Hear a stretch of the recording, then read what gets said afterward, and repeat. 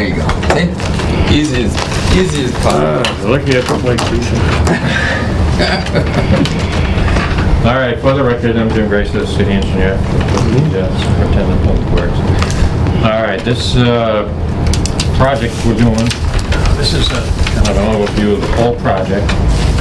And as part of your handout here is a little timeline. I'll start with that. How the project got started, when it got started, some of the phases of leading up to this point. We started in August '97 with our initial design contract, Heritage Survey. We submitted a couple of years later, we submitted the first draft of a 25% plan, 25% design to Mass Highway. And it was drastically different than this. It was a big clover leaf with 4 islands, and there was massive pavement and lots of wetland, environmental use. And it was rejected by both Mass Highway and DEP, so we had to go back to the drawing board. Heritage admitted that the project was beyond their capabilities, so they recommended we move to a bigger consultant, and we went to VHB. And that was in March of 2001. In November of 2005, we asked the state to, we kept working on the 25% design, and we asked the state to see if we'd be eligible for federal highway safety improvement money, and they came back and said yes, this was based on the accident record and the design and so forth. So we were approved. Our eligibility was approved for this project. And then we had to come up with a design that was acceptable to them as well as federal highway. Make a long story short, we've been through a number of different hurdles over the last, since 2005. We had a design public hearing in March of 2009, and which is the state ran the public hearing. This is the record of that public hearing. Carol and Ron were there. Of the 14 abutting properties, 4 property owners, or four properties were represented at that meeting. Everyone that abutted this project was given a notice by me and by mail. So there's no excuse for anybody not knowing about this project. It was publicized in the newspaper, and the Mass DOT goes through all of their stuff to legalize the hearing. We discussed all phases of the project up to that stage. It's in a little different format now, based on some other design considerations, based on a lot of environmental considerations. But basically, it's the same project. The whole idea was, this is West Street, Pomeroy Meadow, Loudville. The whole idea was to align West Street opposite Pomeroy Meadow Road to make it easier for traffic to get straight across instead of a little loop-de-doo here, and also to lower the profile of the Loudville Road section to allow people at both sides of the intersection to see farther up the Loudville Road to see oncoming traffic.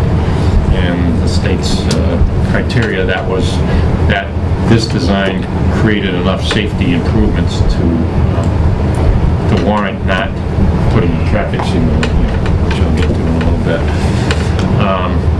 So at that point, they approved the 25% design. We proceeded on to what they call the 75% design, which is essentially almost done. Let's see. The next step was to go to the Conservation Commission, and we went through all the environmental stuff. We started in January. We submitted an E&F to MEPA, the Mass Environmental Protection Agency. That was approved. We got a clearance on that. We submitted the notice of intent in February 2012. And then some of the difficult hurdles started. Some of the requirements to meet the environmental regulations, and also balance those requirements with the needs of the abutters came into play. So we had a lot of issues to deal with, and Long story short, we finally satisfied the environmental people. We came up with a design that especially the Laurens were happy with. Wasn't their first choice, but it was something that was a kind of a win-win for everybody, considering all the hurdles we had to go through to get to this point. So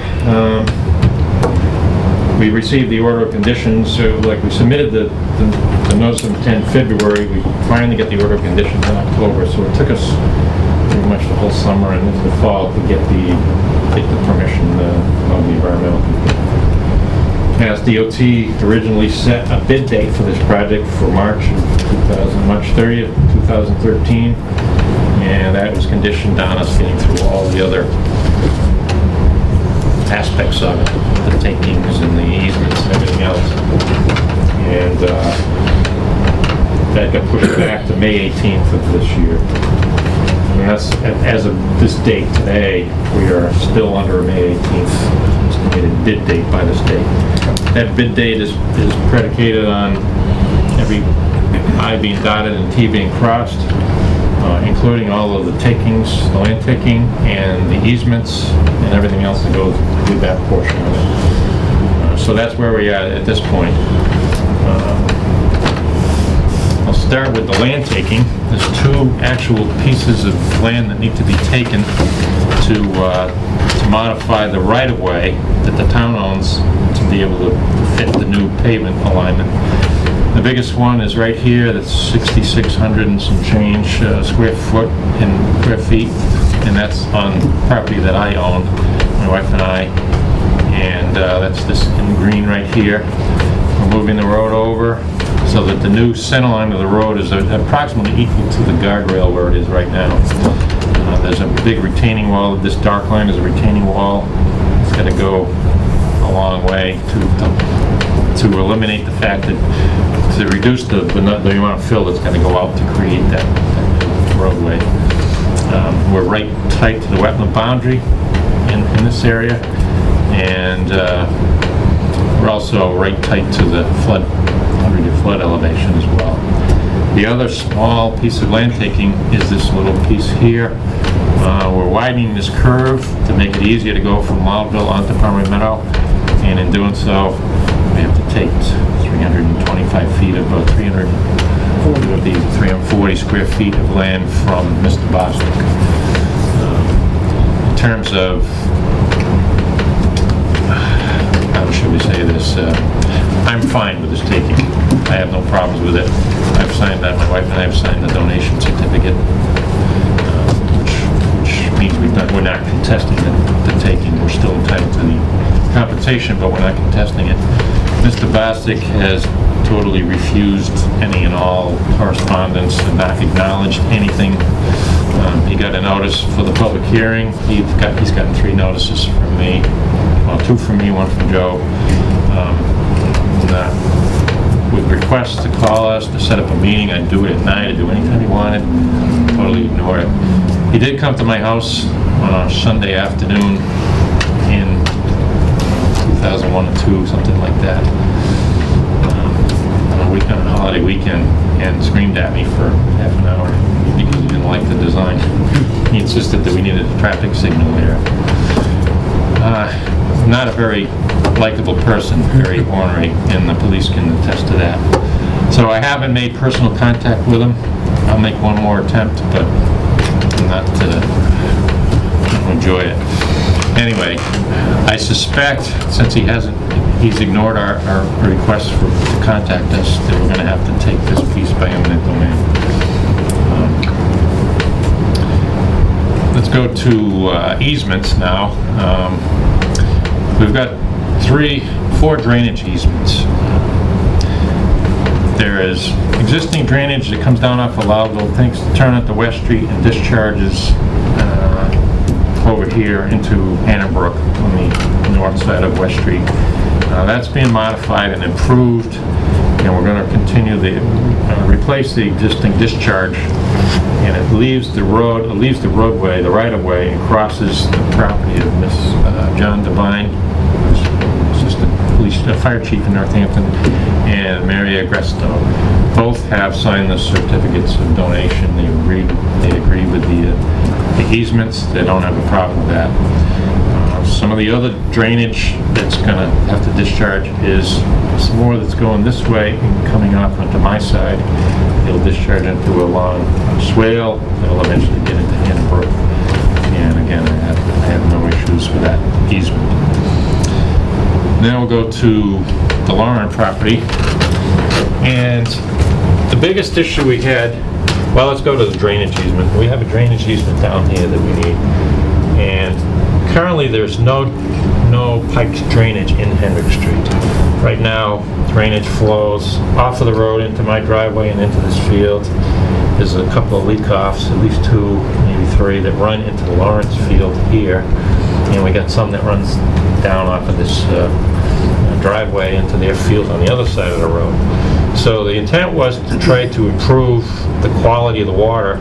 The only place to put it is onto their property, and because we can't, by the environmental regulations, discharge it directly to the Manhattan River. We have to discharge it off onto the land and let it filter its way into the river on its own. So after a lot of discussions between ourselves, the Lawrence, the consultants, and the state, we came up with a design to discharge into a shallow swale. It'll hook around, there's a wooded area here, hook around and then discharge into the river. That will collect all the stormwater in catch basins. It won't stop trash people throughout the window from going in their field, but it'll stop road debris from washing into their field. And that, living across the street, I know exactly what they go through to pick up trash all the time, as I do with throwing trash. Cigarette butts and junk paper and coffee cups, all that kind of stuff just goes in. This one, like I said, this won't eliminate the windblown stuff, but it will eliminate the stuff that's in the road that's washing over the bank into their field, and in some cases creating erosion on the slopes. So,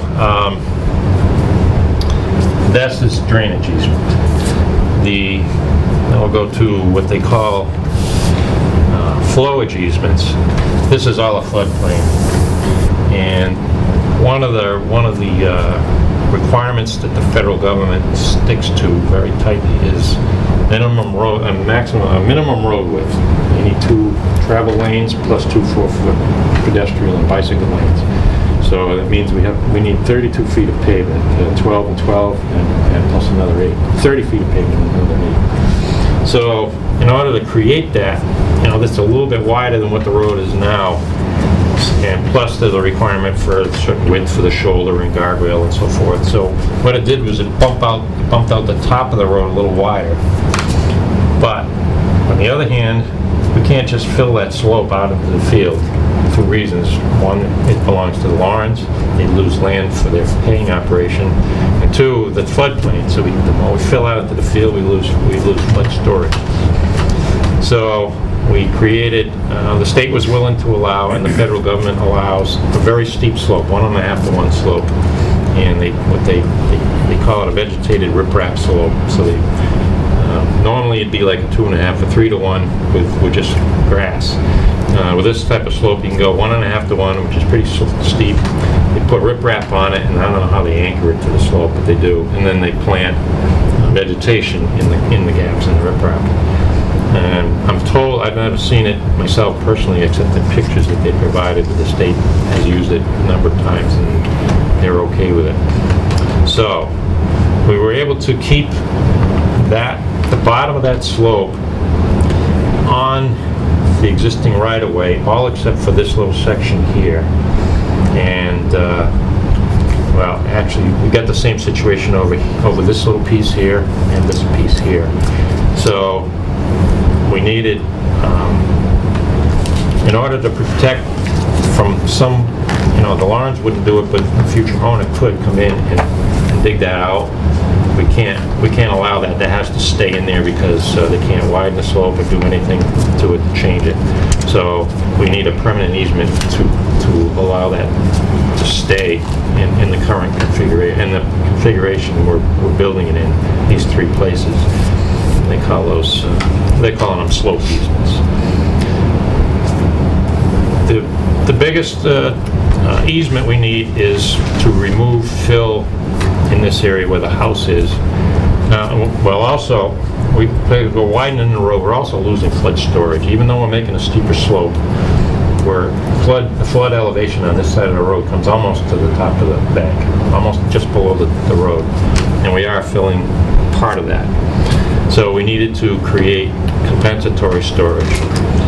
And it has to be on this side of the road because that's where we're filling it. This side, we got away with it because the flood elevation on this side of the road is 4 feet lower than this side because the bridge restricts the flow.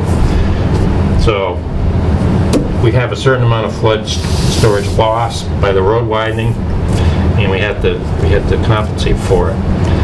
Of this whole area, the only place we could really do it, we could do it in this corner of the field, which was going to lower some very good productive sections of haying with the lawns, and they were opposed to that. So the other option was to remove fill under the house. That was a suggestion that I think Ron actually came up with that idea, and they would be willing to give up the house, and we would dig all the fill we needed out from under the house. And so there's an easement here, again, to prevent somebody from filling this in at some later date. So that's what this easement is for. There are a few temporary easements just to regrade lawns and things of that nature, but we're getting those donated, and that's not an issue for the city council. Then we get into any technical questions before we go any further? Everybody understand what we're up against and the design criteria we have?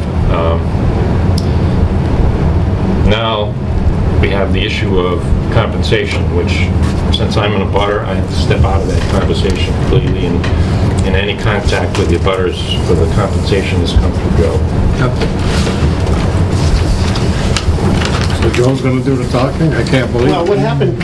I can't believe you're gonna do the talking. What happened next is we had an appraiser come in and appraise that property. And this is what the appraiser came up with for values for those pieces of land. If you'd like to, I don't have the appraisal report. Who was the but if you'd appraiser? like to see him, O'Connor. What's his first name? Who was the appraiser? Robert O'Connor from Who? Robert O'Connor.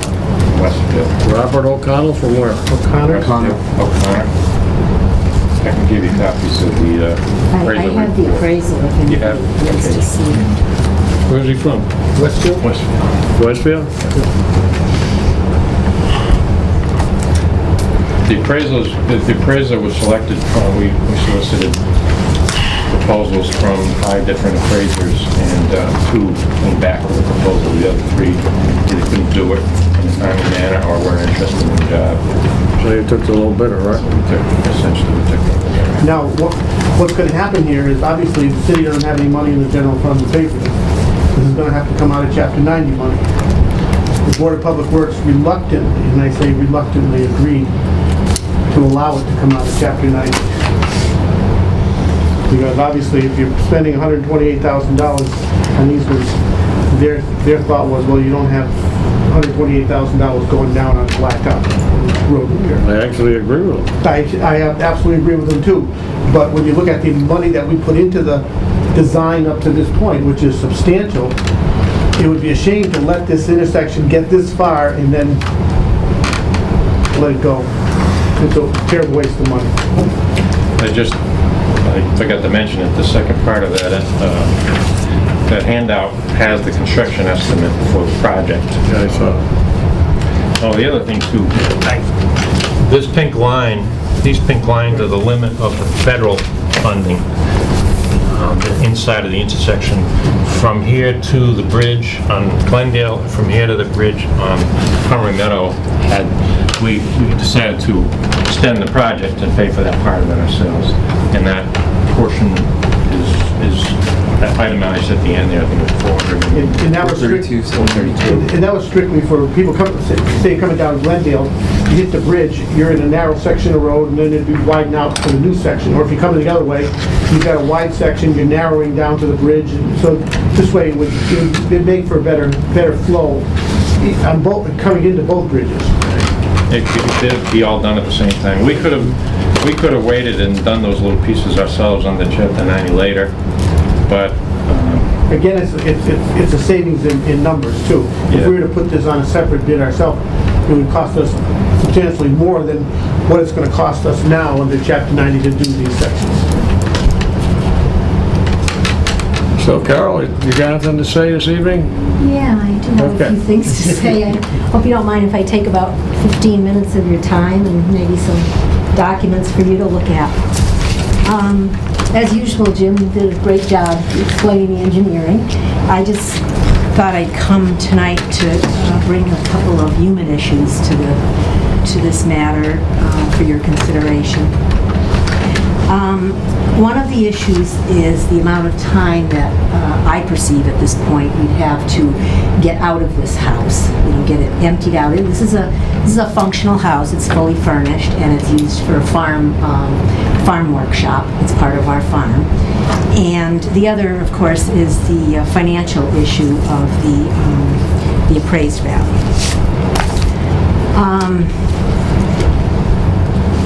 I guess as an intro, I'd just like to say that this land that is here is about 9 acres. And it's part of 60 acres that we are in the final process of working with the Mass agricultural people to place on agricultural preservation restriction on all of our farmland for future development. And we've been told that this APR is very much desired by the planning department, by the CPA board. It seems to have its backing, and we're hoping that it will work out. It's been 2 years in the making. The Conservation Commission, during all of the hearings that Jim mentioned, did a great job for us ensuring future agriculture is not impacted by poor drainage or detention pond type structures on the farmland. It's prime farmland, considered prime by the state. And so they took their time hearing all of the issues, and it did stretch on for quite a while. They were lengthy hearings, multiple site visits. When it got to the point that Jim mentioned where we were up against compensatory storage for the floodwaters, and I don't know if there was a retaining wall mentioned at one point, or where it was at that point in time, but Ron thought, well, not that we would like to, because it does diminish the value of this as a farm piece when there's not a house for a farmer to live in it. I mean, it really puts all of the burden in the future when we want to divest of our farm with somebody buying probably the house where we live in, which is on Evans Avenue. It's not here. And coming down with their tractors as we do to farm the fields. So it wasn't an easy decision that we made, but Ron talked with Jim and said, would this work? I mean, we're interested in the public having a good intersection as well. I mean, we live here as well as farm here. Before he talked to Jim, we had talked with a couple of realtors. What is this property? What kind of value does it have for the house? And at the time, we talked about a garage. There's a garage too, and of course, there's the building lot that's underneath it. So we talked to 2 local realtors, and the feedback we were getting by looking at comparable sales at that time, which was approximately around May of 2012, was about $150,000 would be a fair value for that house. And we've never conveyed anything different to Jim, or I've not had any other negotiations. I've never talked in person to any staff or any board members myself. But that was our request at the time, that we'd be willing to sell. That's what we would like to get. And we felt confident that it would be backed up by comparable Easthampton figures. Now we get to the point where it seems like this project goes on and then it goes off and it disappears and it changes, and I would just like to bring you through that aspect of the time element that we're talking about as being a little bit too short from what I perceive from paperwork I've received, that we would need to get out of this house very quickly, they would be starting to punch holes in the walls to get asbestos or toxic elements that might be inside of the house before bids could go out. I have emails that did say the bids would go out March 30th from someone from Mass DOT. Now they've been pushed up to May something, right? 18th. And what is their final, drop dead date that you can put out bids? Is it June 30th? Well, it for has the to be, fiscal year? it has to be bid before the end of the federal fiscal year, which is September 30th. So they have one more delay that they could push this into the last quarter. Then we lose the money if we don't do it in the federal fiscal year. So we have one more quarter that they can push it off. They don't want to because they've got this kind of programmed into their system, but there is potential to go one more quarter. Okay. Well, as I say, we feel like, we're being rushed out of there. It's farm season starting. It's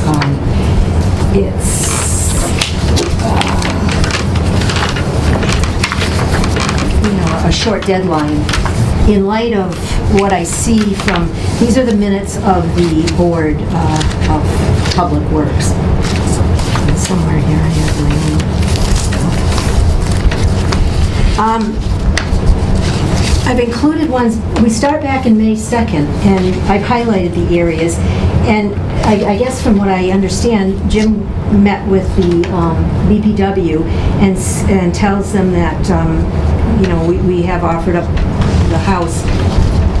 He mentions $100,000. This is May 2nd of 2012. On August 8th, and this is well before the appraisal. The appraisal was not done until approximately the 18th of October in the fall. August 8th, there's another meeting of the BPW where I think, Jim, you went in again, or somewhere $110,000 is mentioned as the purchase price of the house. I don't know where those figures came from because we've been up front all the time at $150 is what we wanted if we put it on the market. At that meeting too, I guess it was discussed that Representative Skiback might be able to find some money. Then we move up in the year. Now the appraisal's been done and it's December 5th and Representative Skiback has come back and said, I'm sorry, there's no money to be found. And 1 week later, in a 20-minute meeting on the 19th of December, in that 20 minutes, I say there was also 3 other issues discussed before this. It's unanimously voted, and that this is their wording, to suspend all future expenditures from Chapter 90 that pertain to this intersection. This is the Board of Public Works. And we get word from, the board people that that's it. The project's done. We're not even thinking about looking at it till November of 2013. So any relocation plans we had, where we were planning to fix the house up before all of this took place, we put it on hold and said, well, that's it. It's a done thing. It's gone. Can I just interject something here? What? Can I just interject something here? Sure, Joe. There was no letter to any of the abutters saying that the board had temporarily or decided to hold back on this. So I don't know how Carol would have known that at that time that the board did that, because that wasn't something there was no formal notice from the board to the abutters that we were going to stop the project. Most likely somewhere the minutes of the board meeting were available to us. The minutes of the board meeting, I think you picked them up. Well, yeah, but they were available the 9th of January. True, but I think you picked them up through. Well, I picked them up physically, yes. Right. Why But not? they were public record before this, so, right? Okay. And as Joe has said, yes, there was no information to any of the abutters, but something like this saying that we're canceling all future expenditures kind of concerns people that are in our situation. I mean, maybe if it's just a little drainage easement or something, it's not that critical to know about, but there's human elements here that go on, life goes on, and as a matter of fact, it caused quite a bit of difficulties with our progress on the APR program. because prior to this, and we've spent very large sums on engineering and surveying costs to have this APR project go through, all of the right-of-ways that Jim had forwarded to our surveyors had gone on to the APR plans. And when this took place on the 19th of December with the Board of Public Works, who I assume oversees all of this decision-making and expenditures, we had to then backtrack with our surveyors to revise all kinds of plans. So, I mean, you know, these are just, they say the devil can be in the details. Well, these are some of the details when nobody communicates with you. Finally, on March 6th of this year, for whatever reason, I don't know, they all of a sudden, this project is back on in full force. So that's, you know, what's taking place at some of the board meetings. Here's handouts from the Conservation Commission. This is a notice that was done up that we did sign, talking about, and this is back August 27th, and this is when it was proposed and you redid some of these plans. I think we met with VHB, Yep. the engineers from Worcester, and this is when these plans were modified at a pretty great cost, wasn't it, to modify them on quite a large amount. And we sign a letter so that the Conservation Commission can move forward, at least, acknowledging that we see that they're changing the plans, but we're certainly not giving up our right to negotiate a fair and equitable financial settlement for these easements or these takings. That was a request by the commission to make sure that they had something that Lawrence agreed to the concept. Now, before the commission would proceed with the you know, we had been to many, 6 months of Conservation Commission meetings. This is a letter that I received from Jim Gracia on January 9th. Now, looking at the timing, we're looking at the end of December where the Board of Public Works shuts down, in effect, this project. I don't think you were, I think you were out of work at that point, Yeah, right? that was out most of December. So we get a letter from Jim, and we're very puzzled by it because our understanding is this project is on hold till November of 2013, of the fall. It's you know, a rehashing of the project, and Ron and I just kind of scratched our head and said, well, this doesn't jive with what we know from the Board of Public Works, but anyway, it was a letter in January. And finally, on March 11th, probably about a week before the City Council got the item on their agenda, I received a letter from Mr. Kuczynski with the offer, and this is on March 11th, giving us until the 28th of March to sign off on this, or it was going to revert to an eminent domain procedure, which we have not done at this point. So that's speaking to the issues that we certainly could use a little more time if this house is going to be taken to get our house in order over there. I mean, it's not that easy just to have your house, once the city takes it over, they own it. Whether we can go in it, what we can do, I have no idea. I've received no correspondence as far as that goes. Well, to address the timing issue, once we take ownership of the property, we have 10 days to pay them, first of all, and then the state needs 2 weeks to do a hazardous materials inspection prior to putting the project out to bid. So they need the house to be empty 2 weeks before the bid opening so that they can do their hazardous materials inspection. And it's a pretty involved inspection, and it requires breaking holes in the walls and so forth to make sure there's no asbestos insulation, things of that nature. That's as far as, you know, getting the So if the May 18th timeframe is still intact, that means 2 weeks before that, we have to take possession of the property so they can get their stuff done before the bid open. Frankly, at this point, I still have the heat on. I mean, I don't know what banging holes in the walls and things like that is going to do to, you know, protecting for us.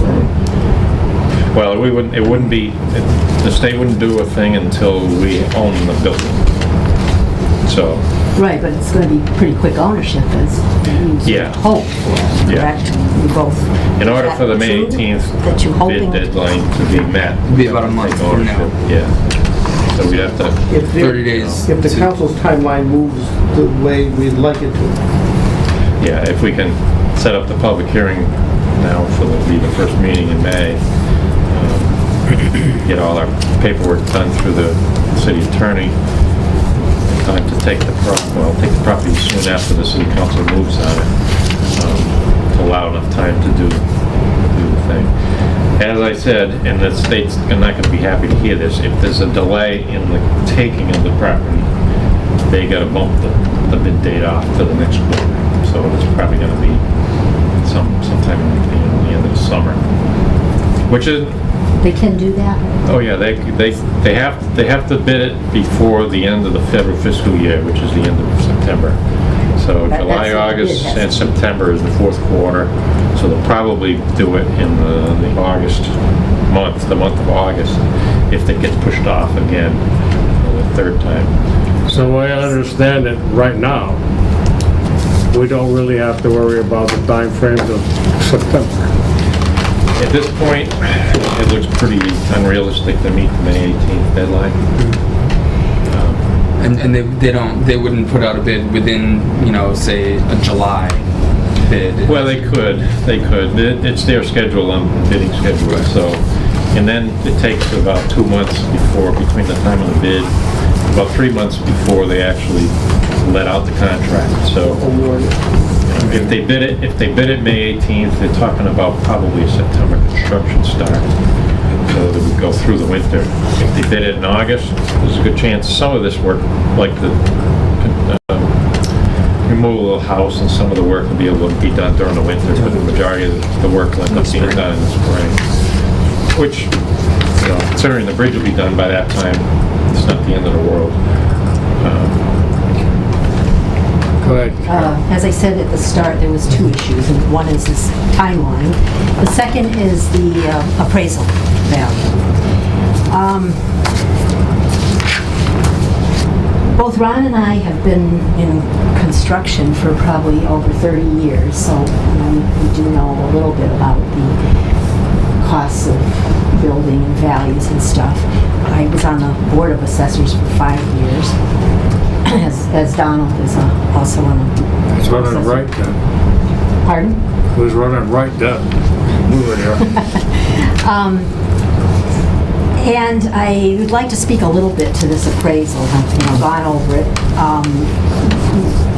Given my background experience, it's not a hard appraisal to wade through, but it's not for everybody. First of all, these are what's called the property record cards that go with the property from our assessor's office here in Easthampton, who I assume is good at setting the values. I've highlighted a couple of key areas on those, and they mimic what's here in the appraisal report. This is the appraiser's name. And if you go to, let's see here.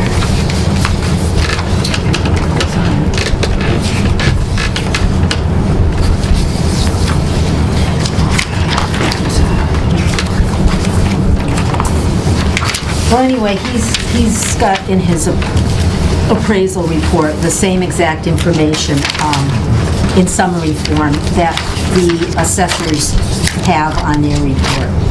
But he brings it out to the past 3 fiscal years. And he talks about, we're in FY13 right now, and he talks about FY12 and FY11. He breaks it down in the same manner that's on that report and says that for each of those 3 years, and I believe I didn't pull out my prior records, but I believe a few years prior to that, we bought this in 2005.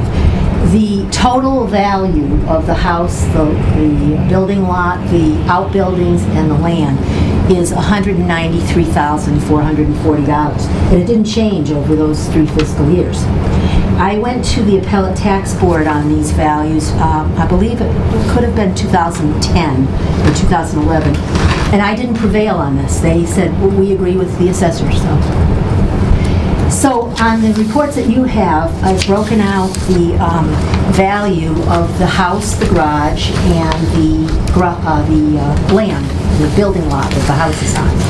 And the total of the 3 is $180,000, which is quite a bit different. The appraisal report rather, offered us $140,000 worth of value. And then they removed the price of the garage and a little residual land that would no longer be a building lot, it would just be vacant land, and that's what brings it down to $128,000. But, you know, if we look to our own board here in Easthampton, we're $40,000 different between this appraisal and our assessors.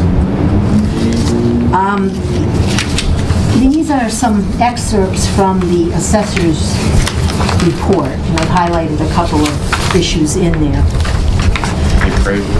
The appraisers, yes. Bob O'Connor came to see me and walk the property with myself and Ron on or approximately October 18th of 2012. And that's the date that he's listed in his appraisal. However, I see that it really didn't get delivered to the Board of Public Works until he signed off on the 29th of November.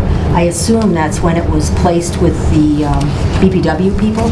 I don't know why he has that date a month and a half approximately later than he generated the report. There's quite a few issues in his report that I don't agree with, that we would like to have this committee think about before it's put on to the city council. First of all, in his appraisal report, and I've highlighted it on one of the sheets, he took four properties in Easthampton. 2 of them were sold back in January of 2012, so they were approximately 10 months earlier than he's appraising. One of them is from Southampton, which if you're an assessor and you ever go before the appellate tax board, you wouldn't get too far bringing in property from another town unless there was extenuating circumstances that there were very little comps to look at. Well, that doesn't happen to be the case because since I've got Mr. Kaczynski's letter, I met with Robert Cannon, who's Cannon Real Estate, I think the biggest seller of real estate in Easthampton, and we've looked at the comps. And at the time Mr. O'Connor was doing this report, there were 10 ranch houses that had sold in 2012, and many of them very comparable to this one on Pomeroy Meadow. So why he didn't feel compelled to use Easthampton properties in his comparison for value, I don't know. Also, one of the houses that he uses on Hisgan Avenue is a Cape. Well, a Cape has different issues to a buyer. Some of them, it blocks out of the market because they're elderly and they don't want to keep on the second floor. There's handicap. You know, it's not comparing actual apples to apples. So I could not understand why he would not use 4 ranch houses in a time frame of sales close to his October 18th time period. He had plenty of them.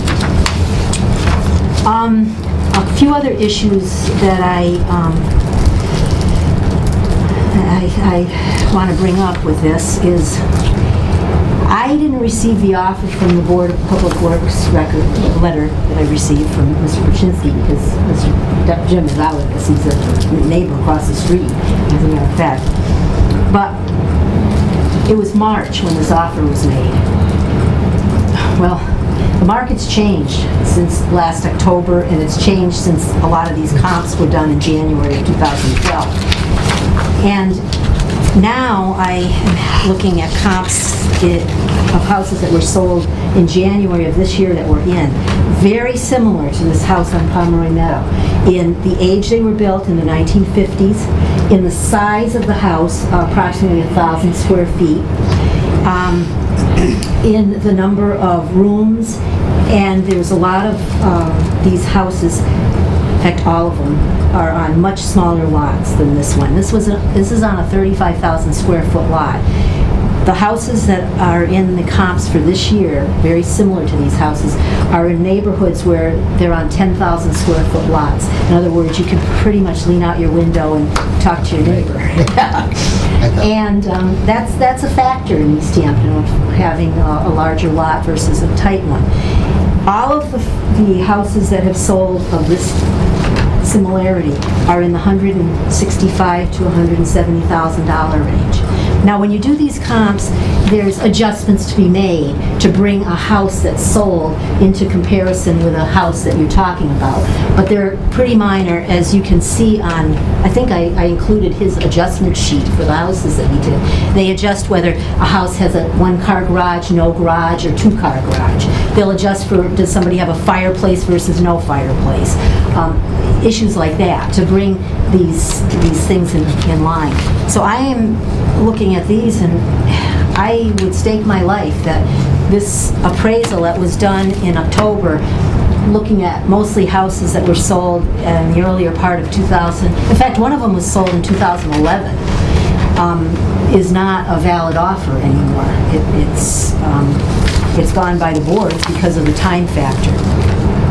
So those were the two issues that I just wanted this committee to think about, and hopefully not rush into a vote, maybe talk a little more, negotiate a little more. I would like to put it on record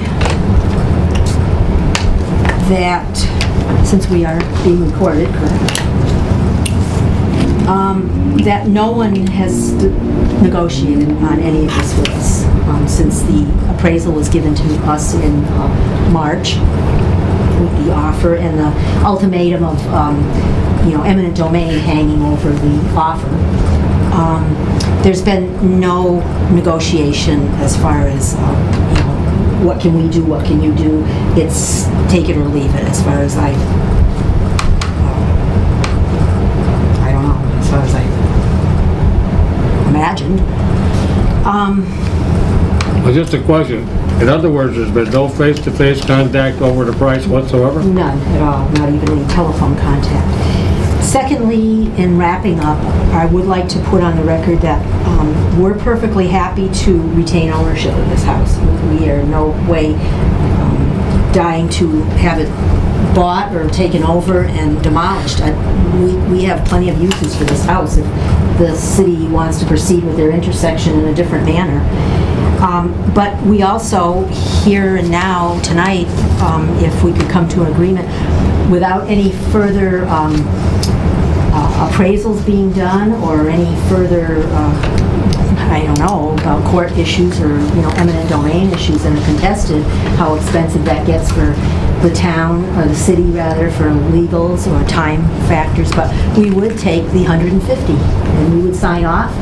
We would do our sign off and be done. It would be a friendly taking, and we wouldn't be thrilled, because I really believe that this will come in at a higher value than that when a second opinion is rendered, but we would take what we talked with Jim, which is $10,000 more than this appraisal offer. So thank you for your time. Sorry to give you so many documents. Let me respond a little bit to the procedure part. I know nothing about appraisals. We got these appraisals. I didn't know.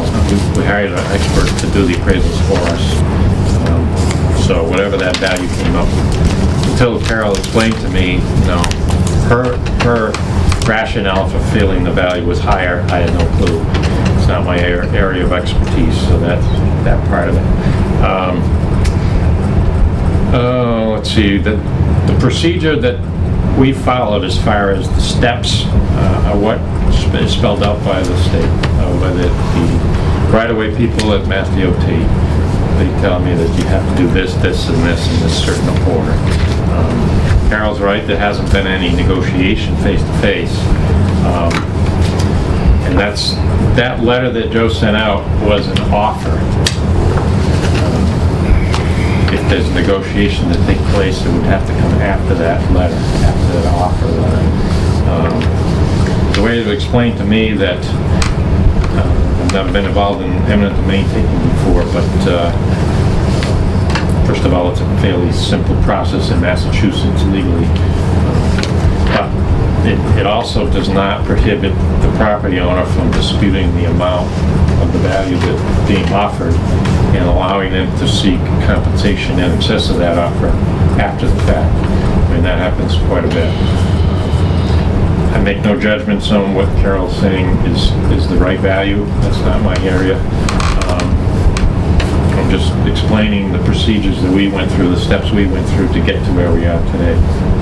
And there is a bit of an urgency as far as the date, because the state's pushing me big time to get this stuff going, because they don't want to push it. They get nervous when it goes into we've all put many years into this project, not just us, consultants, the state as well. And they're trying to get their ducks in a line to get these contracts bid out this fiscal year so that they don't lose the federal money, because if we go beyond the September 30th deadline, it's also money that they don't have at their disposal. And if we don't make them confident that we can get this done by September 30th, they're going to bump us off the list and give that money to 2.67 million to somebody else. The next project on the tip list, they got bumped to the following year. They'll move that project up. As far as Carol's timing, I think if we push this off a little bit into the next quarter, I don't think that's going to affect our construction part of it, as long as we can get our stuff done. But the other aspect of your timing is you have to get the APR stuff by the end of June, right? Which means our easements and stuff I'm not sure. That was my understanding. I don't know if they have a wiggle room, if you will, we are in the funding process. I'm ready to finish with the APR process. My lawyer has it, and all of the engineering's been done, and that's finalized. It would be nice to know that there was going to be a friendly purchase price, that we signed our donation slip, is that what it's called? Very much like that. Okay, and that the right-of-ways that you gave us, that we removed from the APR, that we put back, because this project looked like it was back on track, do not have to come off because you've changed the project in some way. But we would like to be able to finalize that APR also. I'm not sure I don't know if I have financing of the APR financing, how that affects bumping into the next fiscal year. Barbara Hobson said that as long as we have taken possession of these easements by the end of June, their final drop dead date is the end of June, as far as signing off on the APR and giving them the money for the APR part of it. So we have basically to get all of our act together by the end of June so that they don't get bumped out of the APR project. We stay in this fourth quarter of the federal fiscal year for this project. So I think it's got your work cut out for you. Yeah. I think, I've already consigned myself to the fact a couple of weeks ago that we're going to get bumped to the fourth quarter. I just got to make sure that I got to convince the state that we're going to get this done at our end, so that they don't give this money to somebody else, bump us out of it, and we start over again. It's taken us, 5 years on the tip list to get to this point. Well, the biggest sticking point here this evening is the price the town is asking to the Lawrence. 24,500. What? 24,500. Yeah, and also, it shows here the assessed value was $180,000. What was it? $180,000. So I think the ball is back to the Board of Public Works. To find out some money and see if they can shake some money out of the town to pay it. There's nothing available like from a CPA fund or anything like that? That was discussed, but I was given the impression that we'd be whistling on the wind. We'd be, pissing on the wind. Excuse me. I mean, the criteria just changed so much in the CPA fund, I just can't keep up to it. Well, I was told Maybe you qualify under there now, who knows? maybe, but I was told that we probably wouldn't have much of a shot. That's just what was told. Well, I'd suggest that you take a shot for, Well, after this house is torn down, at this point, I've been to the planning board, and our surveyors have carved off this house from this land. It's called an A&R, approval not required. And they've signed off. This house has been removed from the APR land. However, if the house is bought, and it's torn down, we can go retroactive with the APR people and put this into the APR land, as well as this big parcel, and there's other acreage. That becomes not really open space, but agricultural, and I don't know if that has any interest to the CPA people to fund. I'm not sure. And what's it going to look like once the house has been raised? We'll grade it level with the field. So it's going to look. So it'll just be similar, more just gonna be hayable open field. land. More hayable land. It's not a large amount, but it will increase the amount of hayable space. And The garage it won't be will stay. owned by the city. It's just an easement, correct? It would be owned still The by land will remain Lawrence. with the Lawrence. Now, what we're purchasing is the structure and the rights to a building lot. Right. Once that fill is taken out of there, because of the floodplain, there'll be no more potential to build a house on that. If they kept possession of the house and the building lot, if they kept the fill the way it is now, they could tear the house down and build another house on that. They'd be within their right because it's out of the floodplain, the house itself. But once you dig it out and remove the fill, then that can't be refilled. That and our easement would prevent that from happening in the future. So no more structures. Right. Well, no more house. The garage will stay and So there could be a structure for farm, not necessarily living, but for farming. Right, farm building in floodplains and wetlands is allowed up to a 4,000 square foot farm building without any Special permits, or right. So it could be theoretically housing the tractors. Or, sure, to a farm stand. This is a very viable corner, but and wasn't there a lot more Chapter 90 money that you received in notification of in April than you were anticipating? We received notification, no funding. no funding. Yeah. They said, when we approve it, this is what you'll get. And we probably will not see that until September. You're not going to see it, because it's going to be a dogfight between the governor. That's right. It started already. Yeah. It started already. The only fly in the ointment to this whole thing that I see is the additional $24,500 coming back to the Board of Public Works. Because they were very reluctant to come up with the 128,550 that's on this sheet here, out of Chapter 90. And if I have to go back to them and say, another 24,500 and we're good, I don't think that's going to fly. Where does that figure come from, 20? Or to make it 150 Right. for the house. Well, no, that's not really. It's only 10,000 more. Because the house, see, this appraisal came in at 140. And then they took off 8,000 for the garage, which is staying. Because this appraisal includes the house, the building lot, and the garage. But the garage is staying. The garage has a value of $8,000. And the residual land, I mean, it's no longer a building lot value, but it has about $2,500 worth of vacant land value. So this appraisal takes the 140, and it subtracts the value of the garage, and it subtracts the value of the residual land, and that's where it nets out at 128.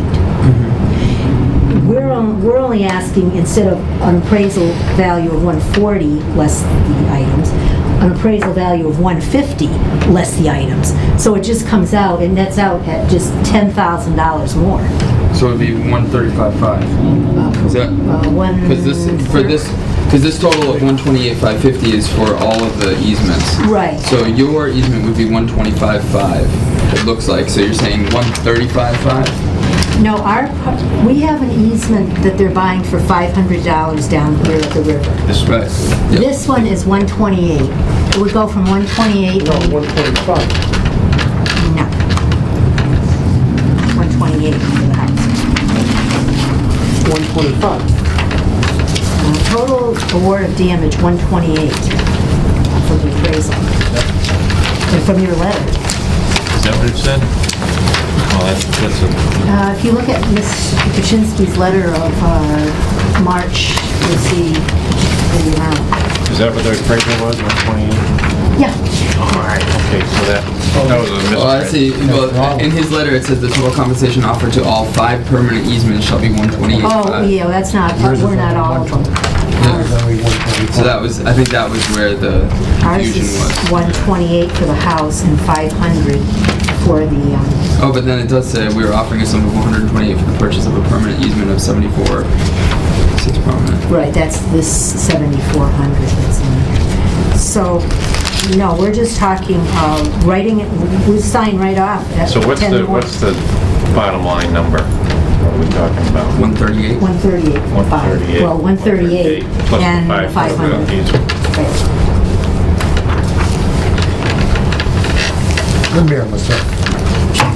Oh, yeah, we got lots of money. I think you bought your new car. I didn't check Come on. that You bought your new truck. Powerball number before it came. I just assumed I lost since somebody else had it. Be a moot point if that were the case, but. So I'd like to say, I think it's in the Board of Public Works' hands again to come back with, to see their board, to see if they can come up with some more money. And maybe, I also think maybe we ought to think of maybe having some realtor in town doing the appraisal, to see where we go with that if we have to. If we keep away from that, I don't know. Well, I mean, I think doing another appraisal might be a moot point at this juncture. I think, maybe doing a 2-pronged approach. I think it's not a bad idea, since this is a property that's going to be part of a protected farming area, looking at maybe the CPA helping make this property part of that APR, which it will be, might be a viable option if Chapter 90 funds are in question, and if the Board of Public Works, I mean, it would be a heck of a shame for us to lose the millions of dollars that have gone into this over $10,000 at the end of the day. I mean, that's basically what the discrepancy is here. And $10,000 in the town budget is nothing. I mean, the thing of it is, But it is something, and towns that can take some surplus revenue and move it in. Out of the stabilization fund or something else. I can probably tell you what's going to happen with the board. The board is going to say they'll probably go along with that if the money comes from another fund other than Chapter 90. okay. So finding another line where would they be okay with the current Chapter 90 appropriation with the extra 10,000 coming out of another line potentially, or? Well, they've already agreed to this figure here, Right. so I can, based on past conversations with them and based on past discussions, I can almost predict they're going to say, this is all we're going to do. If the mayor wants to kick in something, he can do that. So, I mean, he has to be approached. I believe the BPW should approach him. Well, I think the CPA that should be a piece of it too, but. Yeah, I agree.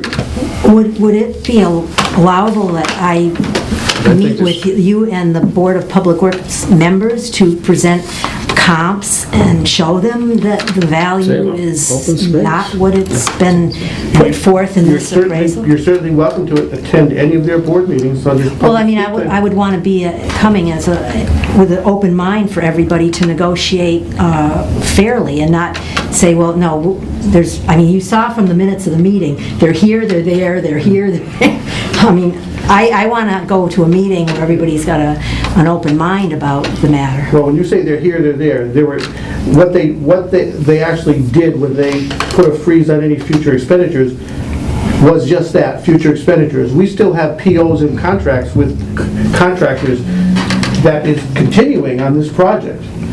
They didn't want to commit any additional funds to it without their Chapter 90. approval, because they knew that, well, this thing is still going along, because we still have contracts that our consultants are still doing. Yeah, but this is a pretty key piece to your yeah. project, isn't it? That's the key piece of the puzzle, the whole puzzle, that's the puzzle right there. That's the whole piece, and like I So said, I'm surprised that there hasn't been more work internally on that between the board, the mayor, and the rest of it, and face-to-face meetings with the Lawrence to come to a conclusion and work on the deal. Jim just finished saying how we're following what Mass DOT is telling us is protocol for handling this. We've never done this before. Well, I'll tell you what, We sat down in this very room with representatives from Mass Highway. Here's Form 1 you gotta send out, here's Form 2 you gotta send out, here's Form 3 you gotta send out. Get me a copy of every one of those when you send them out. Okay, we're following their procedure. Well, the procedure is also, you have a procedure to follow, and the thing of it is, this is still a small city. I almost said town. You almost did it again. It bugs me to say that, but the thing of it is, that everybody sort of knows everybody and who they are, and it doesn't hurt to have a conversation with them. And I think that's the way it should be. Do we need to continue the meeting? And your favorite pal is running for selectman in Hadley. I hope you're out there holding the sign for him. What a, We're off track here, gentlemen. Do we need to continue the meeting? Yes, I think we should continue this meeting. I make a motion we should continue this meeting. All in favor? Aye. Aye. can I ask, what's my next step to go to CPA? What would I have to do? Well, we to do that? who's our representative right now? I can't remember. Didn't we just? Hagan, I think. Is it Dan? Yeah. All right, so we need to Okay. get in touch with Dan Hagan. Okay. We need to say, Hey, Joe. talk about the We'll take it easy. amount of money that we're looking at. It's, you know, Let me get this thing basically up. $10,000 for, you know, open space preservation, agricultural preservation.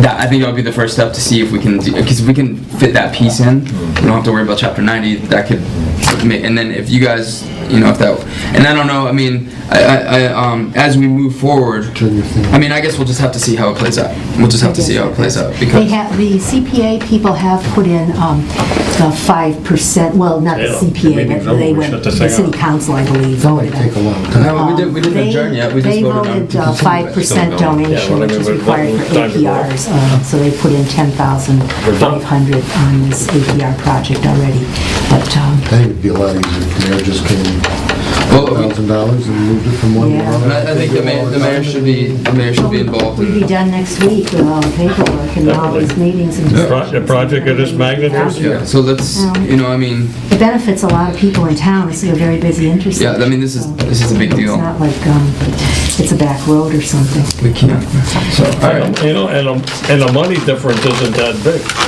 No, I mean, in the scope of the project, it's not, so. No, it isn't. I agree. Well, Couple $1 million Maybe we should let project. that be. okay, are you adjourning? You want to adjourn? He did. I'll move to adjourn, no, he moved to continue. There's a difference. So you can move to adjourn, I'll move Move to to adjourn, or we're going home. okay. Aye. I'll vote. Yes. Well, we went to continue the meeting, as far as I'm concerned, I covered it. Well, yeah. Didn't stop. I did it.